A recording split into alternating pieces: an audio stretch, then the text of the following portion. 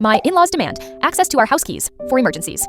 My FIL was already jiggling my front door handle before I'd even finished asking why his car was in our driveway at 6 a.m., and my MIL was behind him waving a freshly cut copy of our house key like she owned the place. She said, "Don't make this difficult. We need access for emergencies," while trying to step inside past me in her slippers. I blocked the doorway. She tried to push through. My husband, half asleep behind me, just whispered, "Mom, why do you have our key?" Like he was scared of the answer. She smiled.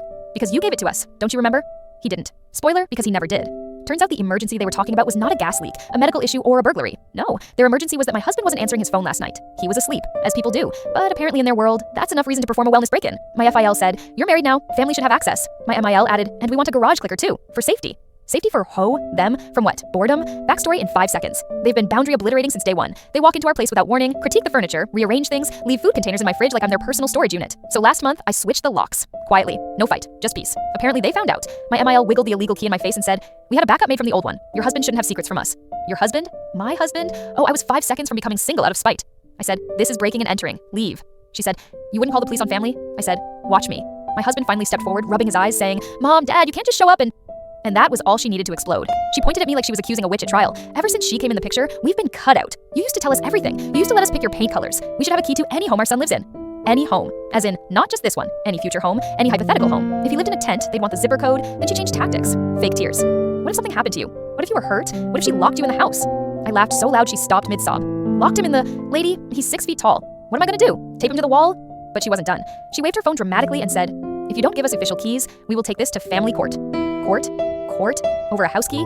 I genuinely thought I was being pranked. My husband finally woke up emotionally and said, "Mom, this is insane. Give me the key."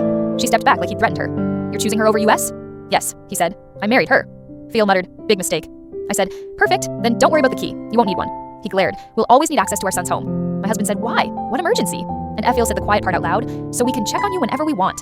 There it was. Not safety. Not emergencies. Control. My husband told them to hand over the key. They refused. My FIL pocketed it dramatically like he was shielding state secrets. My MIL said, "We'll keep it for now. You'll calm down." Then she leaned in and whispered, "We came by last week. The guest room was messy. That's not how I raised you."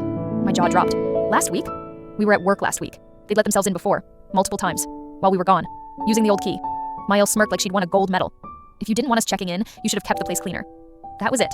My husband walked inside, grabbed his toolbox, marched back out, and without a word, took the entire doorknob and lock off the door while they watched. Mill screamed, "What are you doing?" He said, "Since you can't respect boundaries, we're installing smart locks, fingerprint only." Phil said, "That's illegal. Parents should have access."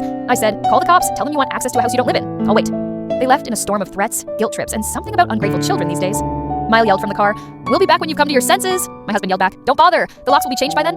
We spent the next hour installing the smart system. New lock, new doorbell camera, new alarms, new everything. When you get violated once, you secure the fortress. Then, the twist. 2 days later, the doorbell camera rings.